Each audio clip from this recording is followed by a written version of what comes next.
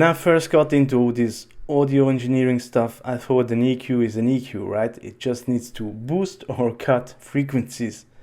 But is it really that simple? And how can linear phase and natural phase EQ help our low end? And which one sounds better? So let's discuss.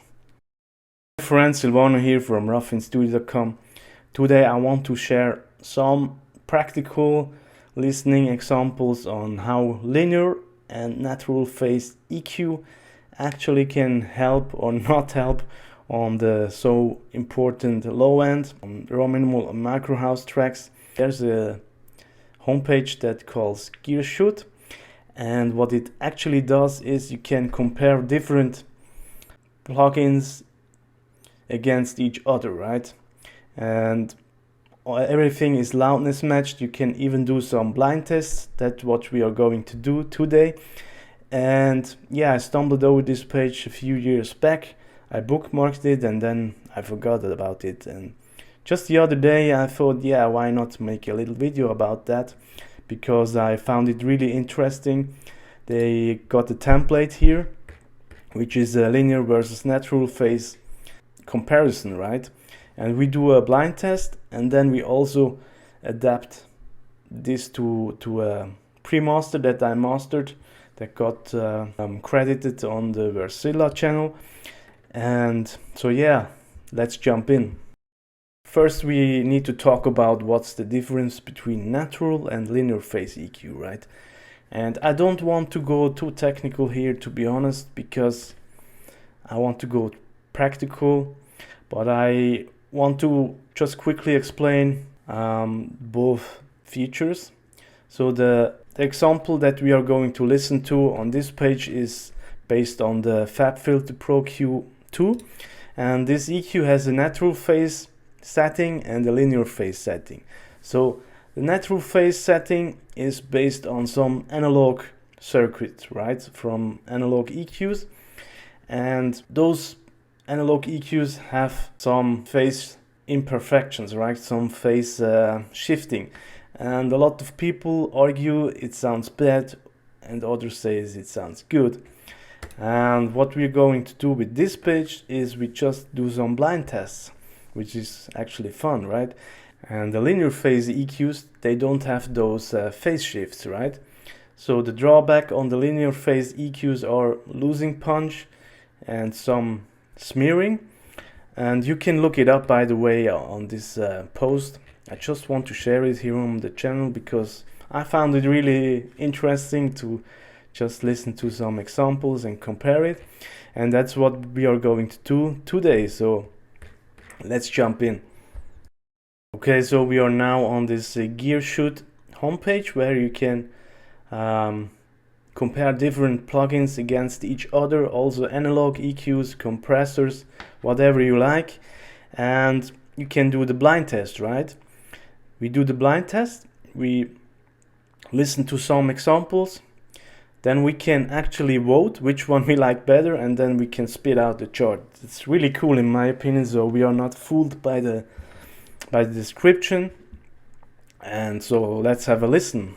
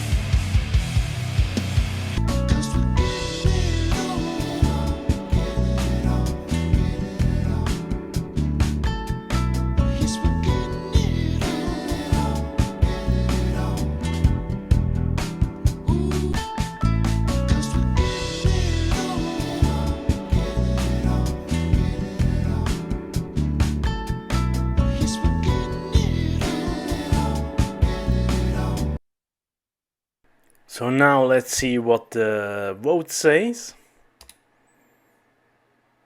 And votes from today. And I've chosen 2 times natural phase and 1 time linear phase. And I guess I can't see it here, but I think I've chosen the linear phase on the bass guitar only, and on the full tracks I guess I probably chosen natural phase. Let's go back quickly without blind shootout.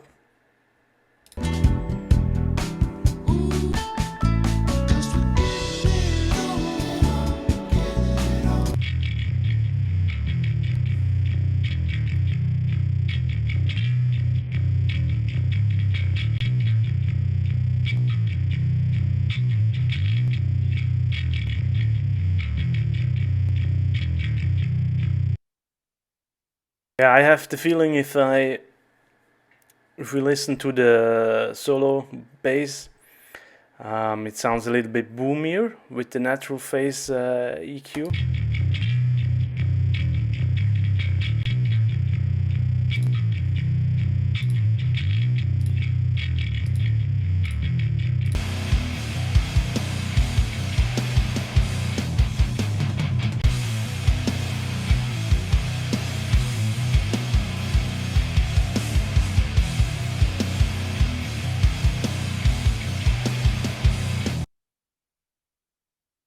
But here on the full track, I have the feeling we have way more punch in the low end. The kick comes out a little bit better.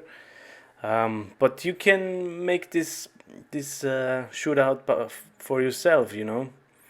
I add the homepage to the description, and then you just can compare things and experiment if you like. But yeah, let's jump to Ableton now and see what we can do on some micro house tracks and how this translates to a pre-master. Okay, so let's play that track.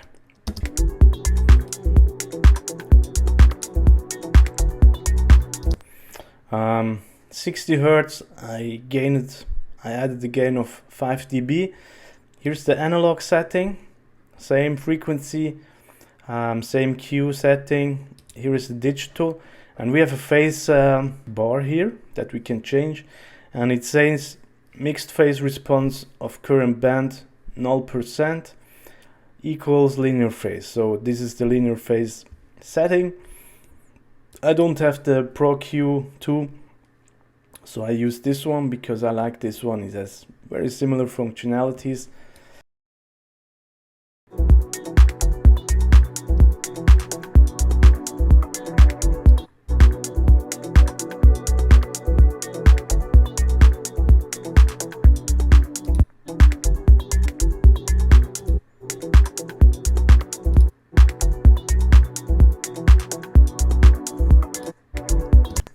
And I think we have more attack with the analog setting.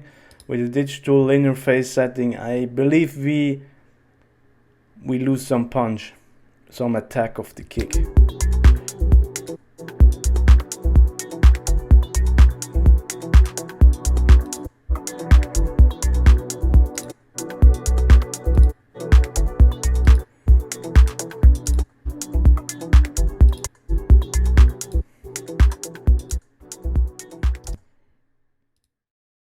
Okay, to make a conclusion here and come back to the question I asked at the very end of this video.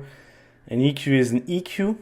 That's not right, because there are different style of EQs, right?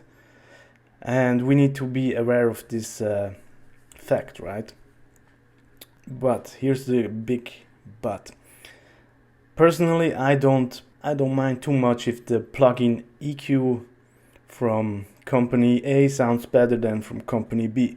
So for example, I don't mind if the natural phase EQ of the Ozone 8 sounds better. Better is always, yeah, what sounds better, right? But I don't care if the Ozone 1 natural phase EQ sounds better than the natural phase EQ from the Pro Q2, right? I mean, we just need to be aware that there are different EQ settings, like the natural phase EQ and the linear phase EQ, where to apply it and when to apply it. For the low end, I tend to use the analog setting, aka the natural phase EQ. Of course, I wouldn't boost 5 dBs, but just to show you how it changed the sound. Yeah, that's my personal conclusion. If you want to compare different compressors still, you can go to this gearshoot homepage and compare different plugins or limiters, compressors. And I did that, and I compared different limiters, the Waves L2 against the Ozone 7, and what else was there? Yeah, something from FabFilter. And to be honest, the changes were really small, and again, it doesn't make a lot of a difference in my opinion if you use plugin A, B, C from the same style of effect to actually improve the mix. There are some other factors to tweak. For example, the ears, your ears. You can train your ears in a technical way, in a critical listening skills. You can tweak your room acoustics. Mine isn't perfect, so that's why I wear headphones. And you can also train your ears to adapt to headphone mixing. That's another thing. And in my opinion, this brings you way further in the mixing game, rather than raving against company A plugin is sounding better than company B and whatever. And that's my conclusion. So what I want you to do now is, number one, go to the gearshoot homepage and just compare different things. And if you got an aha moment, a big aha moment, just post it in the comments if you like. Maybe it's an aha moment that really the plugins aren't that different. Maybe you see that the analog gear is sounding better than the digital one, or vice versa, who knows. Yeah, just post it in the comments if you like. And number two, if you struggle to get the low end right, the kick and bass balance, and don't know actually how you can tackle the low end every time in your mix, I got a little 7-step low end checklist. It's packed with a lot of techniques like EQing, ear training exercises, some tools that you can use to get a quick result for your low end mix. And yeah, I posted in the description, so you can download it for free, of course. And yeah, that's it for today. Thanks for watching. Thanks for your time. Means really a lot. I hope this helps and opens your mind a little bit. So that's it. Cheers.